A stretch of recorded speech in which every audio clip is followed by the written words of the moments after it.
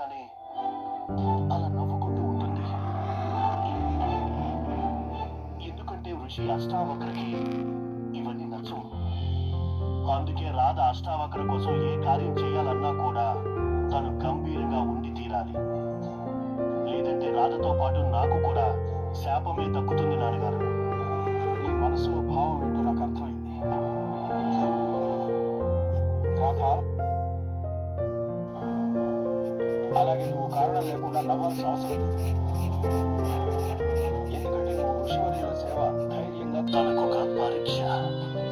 కృష్ణుడు చెప్పాడా? చాలు చాలు చాలు. ఇప్పుడు ఇక కృష్ణుడు ఏం చెప్పాడు? రాధ అదే చేస్తుంది. అయ్యా, నేనేం కోరుకుంటున్నానంటే రాధ పూర్తి రూపాన్ని కృష్ణుడేంటి సమాజంలో ఎవరైనా తనని ఒక్కసారి కూడా తలెత్తి చూడకూడదు.